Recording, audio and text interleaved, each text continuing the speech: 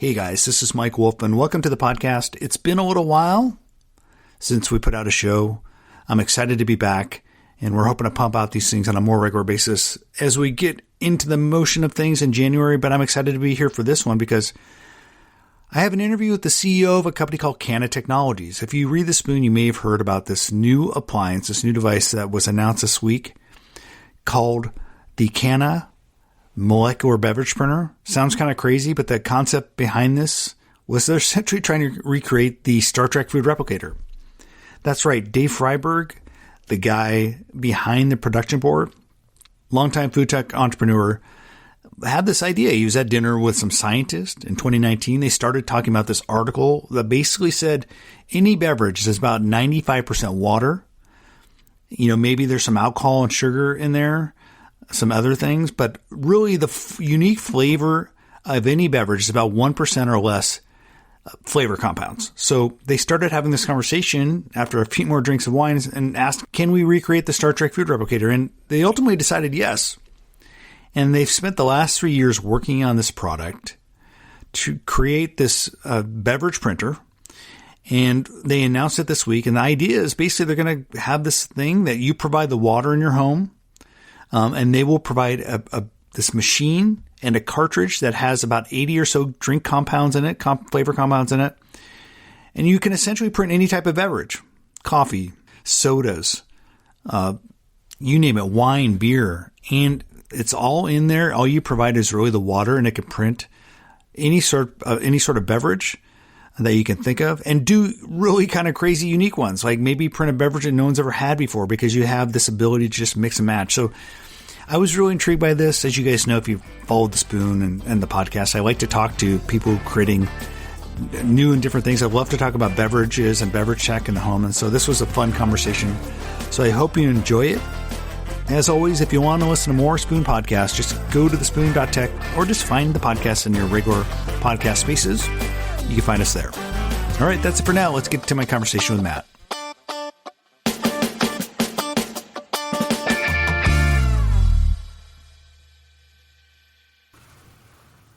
Hey, well, I am here and excited to be here with Matt Mahar, the CEO of Cana. How you doing, Matt? I'm doing well, Mike. Thanks. I have to say, I've been following food tech for a good part of a decade now, and I don't get excited about new products very often. But when I saw the news of the Cana molecular beverage printer, what you guys are calling it, last week, I got pretty excited because this idea of recreating any sort of drink from a drink printer is pretty cool. We'll dive into the details of what all that is about. But how do you, when you explain the Cana at a dinner party, how do you explain it to people? What's kind of the elevator pitch? Oh, yeah. So I usually tell people that we're building the Star Trek replicator, and my age group, the people I'm having a dinner party with right away, are like, oh, I get it. Because they're Star Trek fans, right? And they've watched it and they remember it. And then right away they go to, okay, well, can I get anything out of that? And then it's, hey, listen, we're really focused on beverages, food and beverages, but right now in the short term on beverages. And then they start talking about tea, Earl Grey, hot. They start really getting into the show. So I think that's the best conceptual way for people to think about what we're building at Cana. Yeah, and the idea's genesis came, Dave Freiberg, who is the founder of the production board, and I think conceptualized a lot of this early in 2019 or so. Said he wrote a blog post on Medium describing this dinner party he had with some scientists, an article that described how most drinks were like 95% water, maybe some sugar, some alcohol, and then 1% flavor compounds. And it kind of arrived at eventually got to that after more wine, I imagine. Hey, why don't we just recreate the Star Trek beverage food replicator? And lo and behold, 3 years later, they did that. But between that time, they created a research group and kind of worked on this and incubated this idea for a while. Yeah, that's right. Yeah. Dave shared the same story with me when I first started talking to him and the production board about what they were doing at Cana. And I think what's really interesting is that research team was really focused in on the science of how you can understand what is the molecular makeup of a beverage, right now, and really understanding if you can reduce the number of compounds and still have a great tasting beverage. I mean, at its core, that's what that team was doing. And it took a bit of time to do that, to be honest. I mean, that's no small feat. None of the technology, none of the processes, none of the technology stack existed. And so that team had to bring everything together over the course of 3 years to be able to get to a point where we can consistently do that in a very smart and efficient, almost automated way to understand what goes into, all the beverages that in the world. I do want to get into that, right? The compounds and kind of how you guys discovered that and what that is. I think that, I've been following Freiberg for a while, and his kind of working thesis around the production board is interesting. Like, hey, let's rethink these century-old food production systems that we've scaled over the past, 100, 200 years, because they're hugely resource intensive, or we're shipping tons of water around the earth because the beverage industry is like a $3 trillion industry.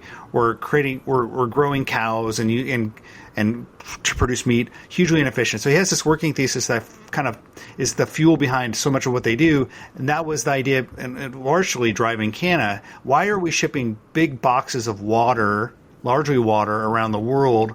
When we look at the drink and beverage market, we can basically just get it down to compounds, right?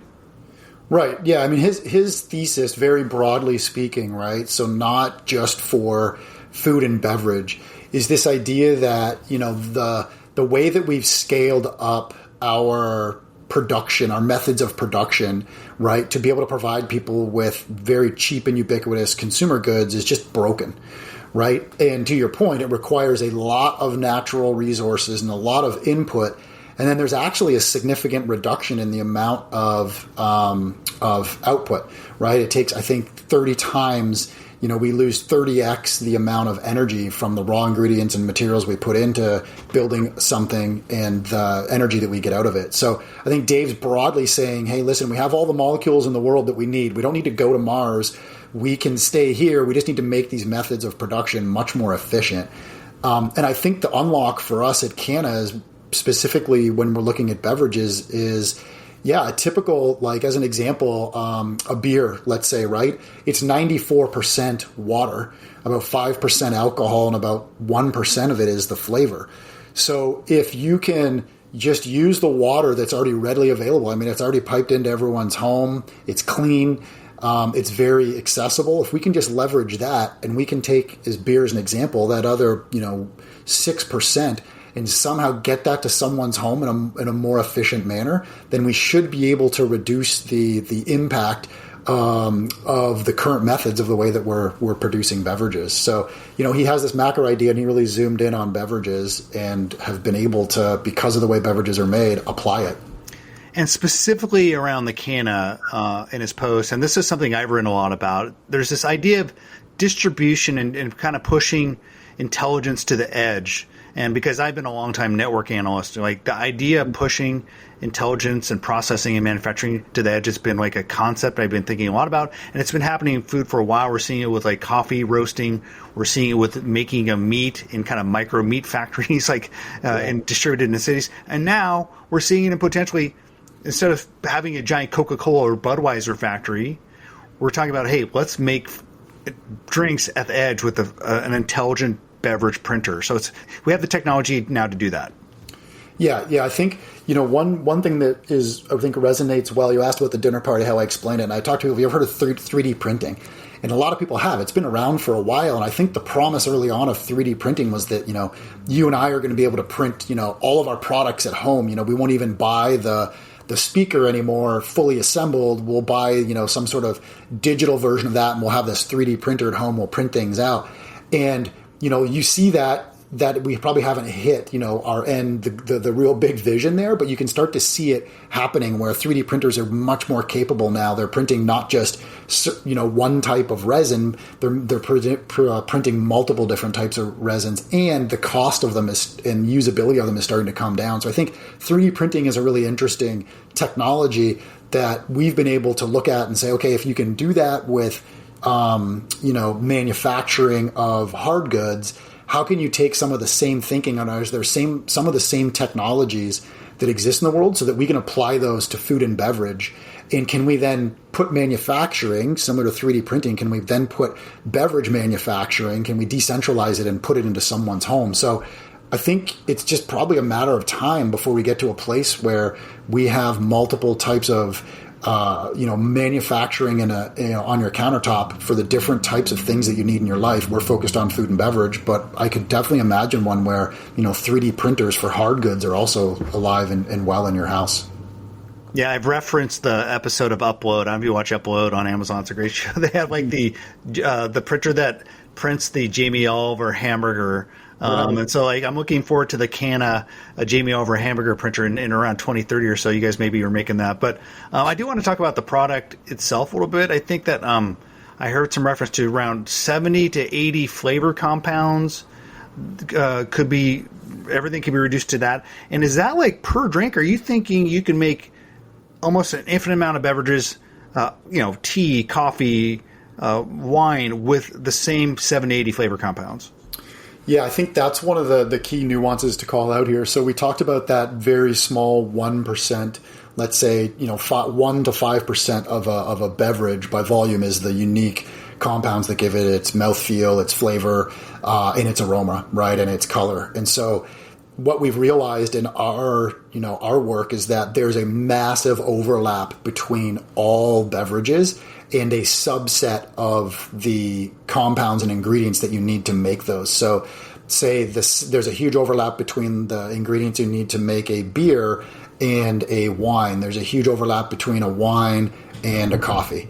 And so it allows us then to take a view of beverages as a universal set of ingredients. It's very similar to, you walk into your pantry, at home and you're like, okay, I got flour and I got sugar and I got butter and I got eggs, and you can make a cookie or you could make a muffin or you could make a cake, but from the same ingredients, just by adjusting the amount of those ingredients. Mm-hmm. It's the same thing that we have. Our ingredient set it's actually over 80. But what we've been able to do is figure out a way to compress and those into essentially just over 80 different spots in a cartridge. And so with those 80, we can essentially make everything you need from AM to PM. That's a coffee or a hydration drink in the morning. That's to a nightcap in the evening with a wine or a cocktail. Okay, let's talk about a few more of the nuances and just clarifications, because it's super interesting, but we haven't really kind of seen the product details. You guys are going to announce those, I think, in the next month or two, more details. But yep. I'd love to know, when I'm, for example, looking at something like alcohol or a kind of a sugary cola, are those sweeteners included in the cartridge? Is for my cocktail at night or my beer, is the alcohol included, or are those separate things that I have to provide?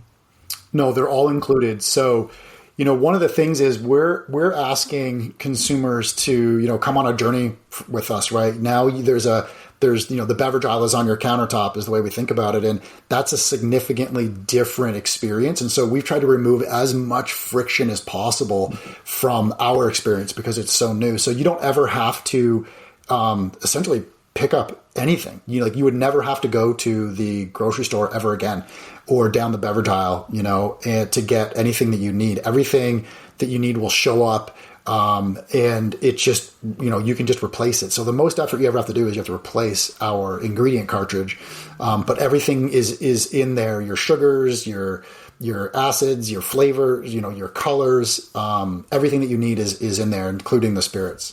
Wow. So if I'm like having a cocktail party, you guys can support me through a whole cocktail party.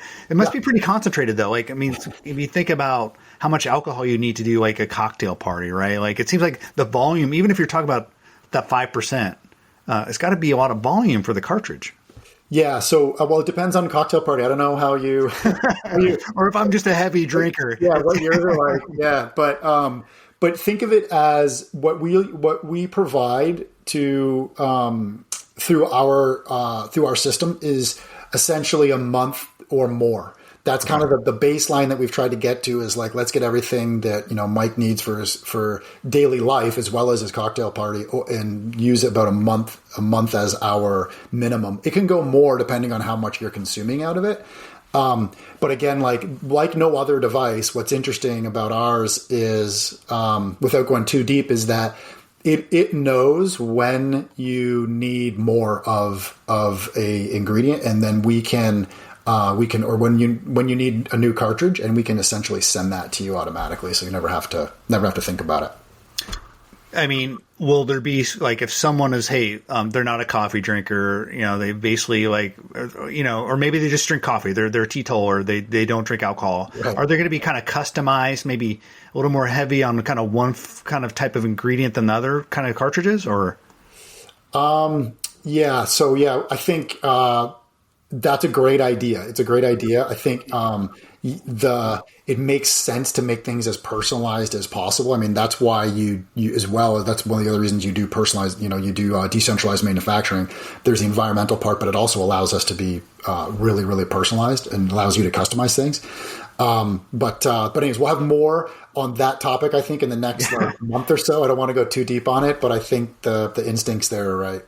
Yeah. And before in our pre-chat, I told you, if I'm asked about stuff you're going to be announcing in a month or two, feel free to say no, because you guys are going to be coming out with more news on this stuff, including pricing, et cetera. But without specifics on pricing, in terms of the business model, is this something where, like, it's a pretty expensive upfront purchase, or like, hey, and then like kind of we're making money on the cartridges, or any kind of details on what the business model looks like?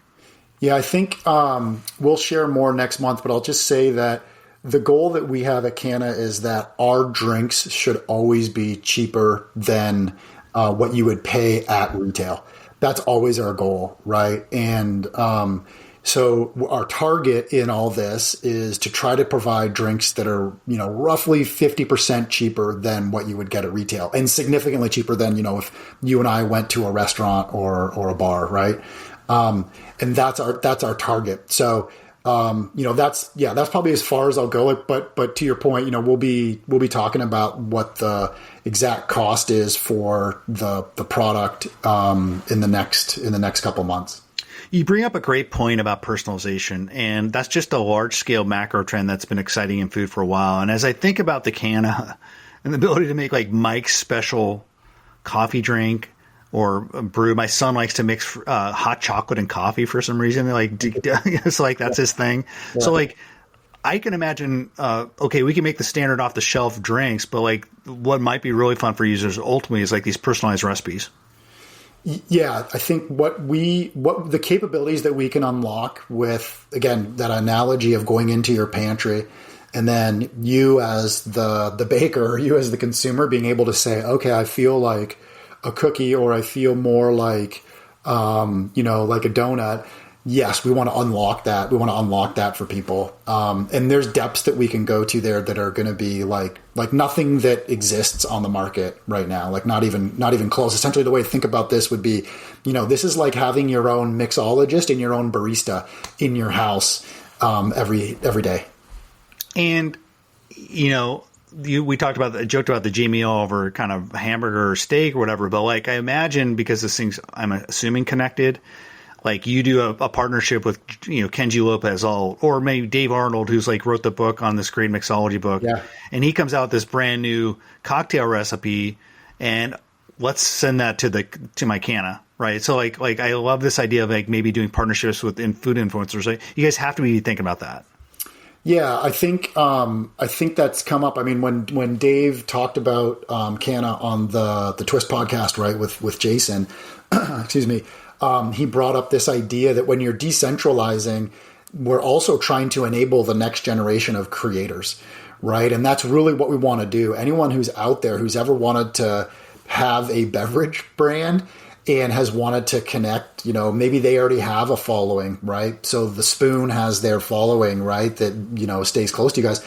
There's an opportunity for us to partner with you and allow you as creators to provide a drink to the world. So there's a whole lot of space there. I think, again, details to come on how that will work. But I think that this creator economy that's been coming along, where people are creating their own, say, like news and media content, that's just going to bleed itself into other areas. And it's just a matter of time before it gets to food and beverage. And I think we'll be one of the first companies to really unlock that for people. Yeah, this idea of like the food creator and kind of pushing micro manufacturing capabilities to the edge is like, I talked a lot about that with the guys from Pico Brew, right? But like, I feel like this first generation of like kind of intelligent kind of micro manufacturing at the edge, it just, there's so many impediments, and ultimately the business models broke for a lot of them and they didn't survive. But like, if you guys can make this work and allow creators to really create their creations. Man, by the way, if I could do like a spoon drink recipe and push it out, like that'd be fantastic. So that'd be a lot of fun. So like, I love that idea of like, hey, we've created our special cocktail for Friday this week. Let's push it out. Like, why wouldn't the New York Times do that if there's like 1 million Canas out there?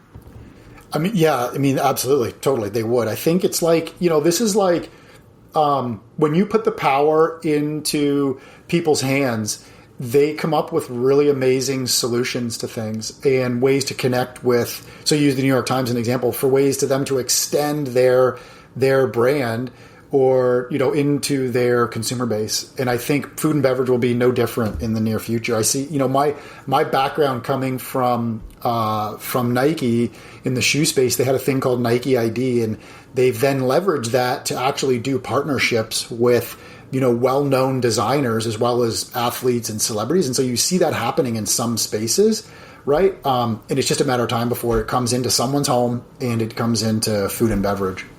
Well, you mentioned your background, so I do want to ask, you joined, I think, about a year ago, looking at your LinkedIn, and you come from a company I'm pretty familiar with because I wrote a lot about the smart home. And so Vivint is one of the leaders there and kind of connected smart home stuff. So why did you make the leap from, Nike and then Vivint smart home space into Cana? What was that? Did someone, they just say, hey, we need someone who can bring a product to market?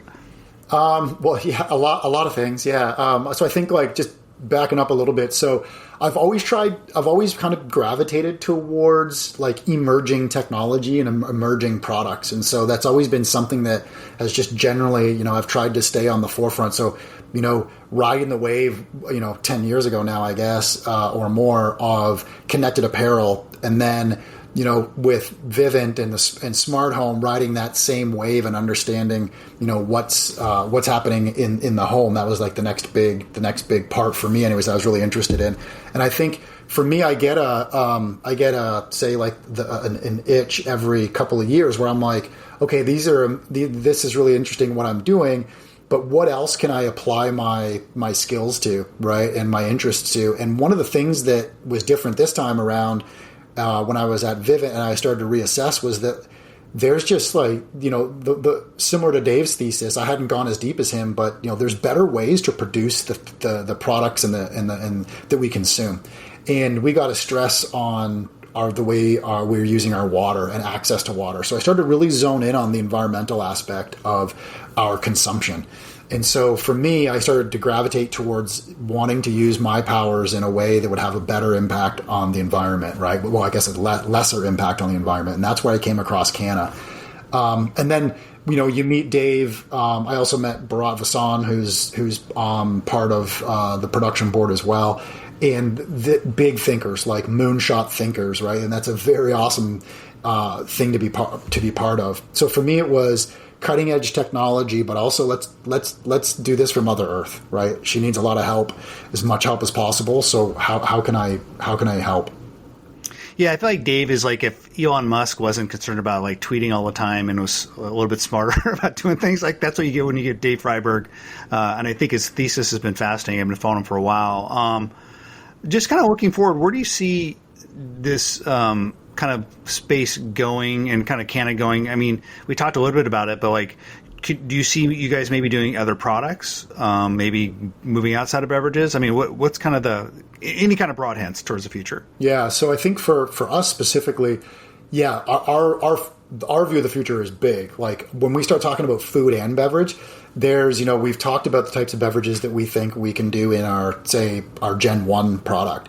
But there is a lot of legs across beverages, lots of different types of beverages, right? So there's a huge opportunity for us to step into that space, as well as anything that's liquid-based. So any home essentials, things like that, big opportunity.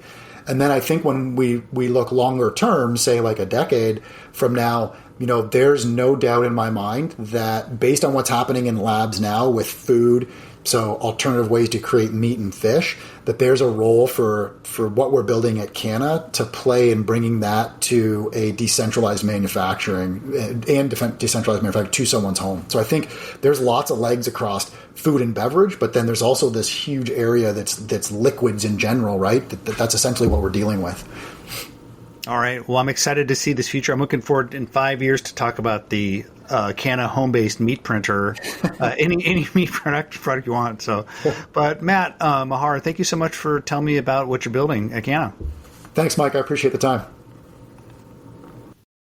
Well, that's it. I hope you enjoyed my conversation. I know I learned a lot and think, quite honestly, this project is fascinating. And if they could pull it off, it could be fairly disruptive to the big guys. So I'm looking forward to watching. As always, if you want to listen to more Spoon podcasts, you know where to get them. And if you can, give us a good rating. It always helps. That's it for now. We'll talk to you guys soon.